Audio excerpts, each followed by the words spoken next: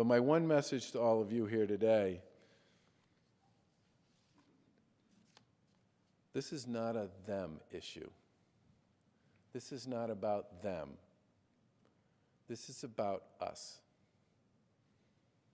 You put 20 people in a room, and I guarantee you, somebody has been directly affected by this, friends or family. And I don't care what neighborhood they're from or what part of New England they're from, because it's everywhere. And there are things we can do about it. But to truly disrupt this, we're going to have the will to disrupt it. And I get the fact that for a lot of people that's a little complicated.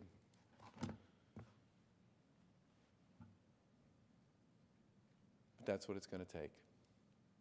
And again, I appreciate the chance to be here today, Jim. I'm sure those were probably more aggressive remarks than you were looking for. But this is a big deal. And it's an important issue. I'm thrilled the council chose to spend time on it. I'm thrilled that Senator Markey's spending time on it. I'm thrilled that Congresswoman Clark is spending time on it. I'm thrilled that we're talking to the other New England governors about what we can do collaboratively and together.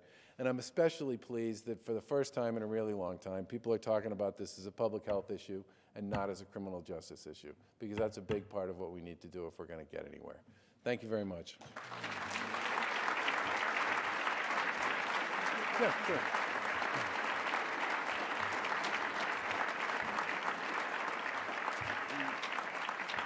We have time for 1 or 2 questions, so if anyone would like to ask a question of the governor, just identify yourself. Don't all raise your hand. By the way, the former Attorney General Martha Coakley talked about this issue long before a lot of other people were talking about it here in the Commonwealth. I'm glad to see you here today.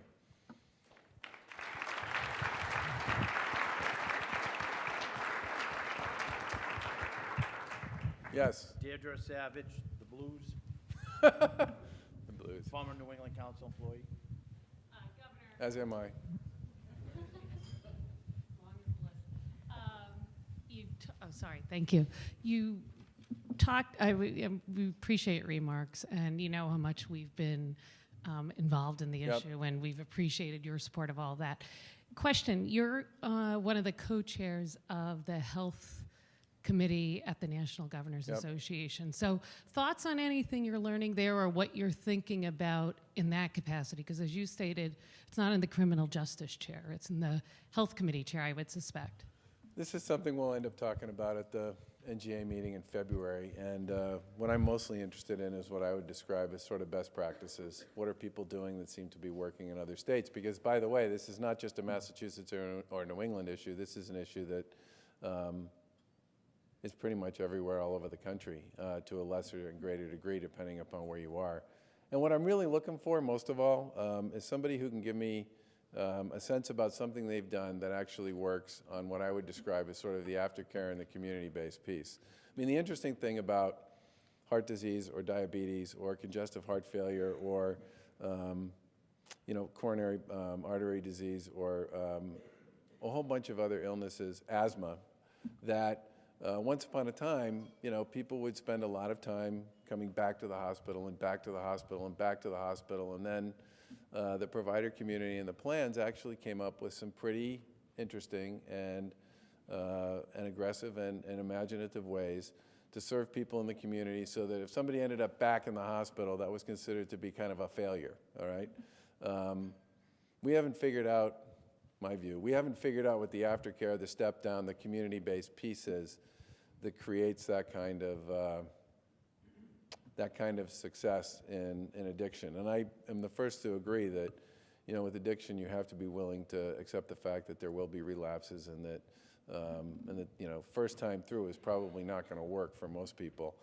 But there have to be some people out there who've come up with some approaches to this that are about actually how you help people stay clean in the community. And frankly, I think that's also going to translate into a big debate about a whole variety of both medically assisted approaches and non-medically assisted approaches. And people I know and really like and really respect in the course of a few hours, and I'm sure this has happened to the commissioner as well, will say to me, Vivitrol is the only thing that makes any sense because it's a blocking agent that gets people completely off being addicted. And 2 hours later, somebody will tell me Vivitrol is not the right answer, it's really Suboxone. And somebody then will tell me, well, it's not really Suboxone, it's, So there's kind of this, if we're really going to be successful here, we're going to have to find some things that actually work, some of which may be medically assisted, some of which may not be, but that keep people sober long enough for them to start to feel like they've got an opportunity to sustain it over time. Yeah. I hear and I agree with the prevention, the treatment, the care, but there's something that I haven't heard about. It's like the stepchild in the room. It's the folks that are still using, okay? How do we engage that population of active drug users who are resistant to treatment? Where do we do that? The needle exchange programs, the drop-in centers, and just a place where somebody that's using drugs can get out of the rain, all right, and sit down and be treated with respect. And that's where, like, reducing stigma comes in, treating people like they matter. And I don't see too much of that in the proposals or the talks that I've been hearing about opioids. It's a long journey from a needle in your arm to treatment. It's a really good point. We last week we launched a public service campaign, which was the basic title of it was Treatment Works, but the hashtag on it was I'm going to mess it up.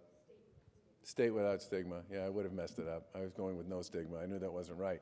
There's absolutely a stigma issue here that's associated with treatment in some cases, and we have to get to the point where people recognize that you need to fail sometimes to succeed, and that's okay. Look, has anybody in this room ever not told your kids that it's okay to fail? Because failure to some extent is the first step to success. And I think one of the things we've done in many cases with people who are dealing with addiction is we've basically maligned them because in many cases it's hard and they fail. But failure is often the path to success. And I think we need to do a much better job of changing the way we talk about this stuff and the way we frame the conversation. And that's part of why I said I've been really impressed and pleased with the fact that almost nobody I talk to anymore starts with the proposition that this is a criminal justice issue. They all start with the proposition it's a public health issue. And the minute you head in that direction, you're changing the nature of who you think that person is and what the right path and solution for them is going to be. But we have to be willing to start with a proposition that the path to success sometimes requires people to fail first. I ran for governor, I lost, I failed, right? I mean, sometimes that's what happens. Hi, my name is Woody Giesman, 25 years of my own personal recovery. I run Congratulations. Thank you. I run a program in Watertown called Right Turn, and we have an 85% retention rate of people who complete a minimum of 3 to 5 months of treatment.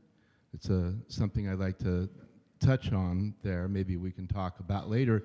What I'm more interested in right now is hearing your thoughts on this 3-day hold. I know that there's been some concerns around it, and I just wanted to know where we are with this 3-day assessment period.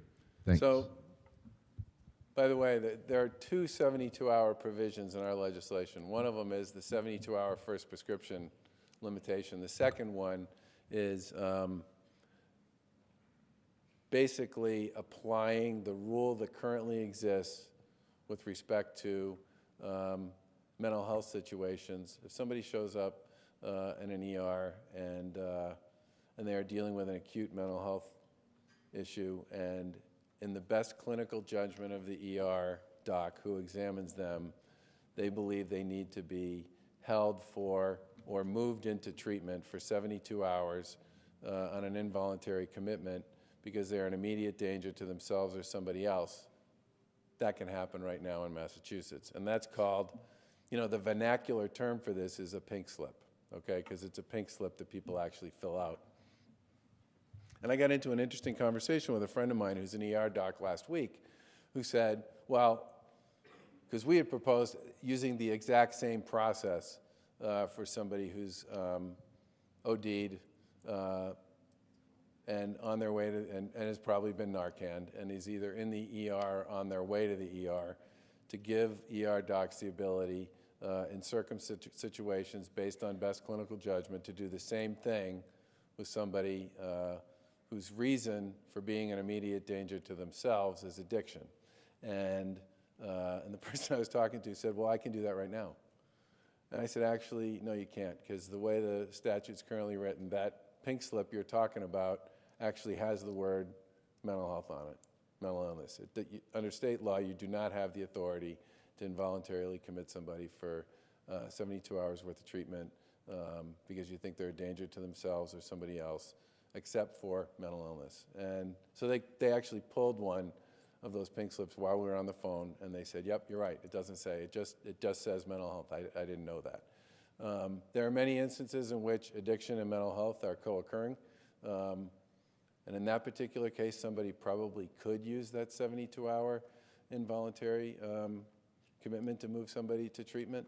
But if somebody's fundamental problem is they've been in and out of the ER 3 or 4 times in the past 3 weeks, overdosing and getting Narcan back to life, and then potentially going back out onto the street looking for their next fix, our goal here was to give docs the ability in the ER to do exactly the same thing they do now when they pink slip somebody who's dealing with an acute mental illness issue, if they believe they're in immediate danger to themselves. And I would not expect docs to use this very frequently. I think it's a path to treatment that's not currently available in many cases. If you can get somebody down off the sort of chemical reaction that they have to the Narcan, it's possible you might be able to talk them into treatment. And in my own view, if we really are serious about trying to come up with places and spaces where we can break the sort of status quo with respect to what's going on here, that's as good an opportunity in many cases as we're going to have. I know this one I know is also controversial, but I think it's important we talk about that stuff.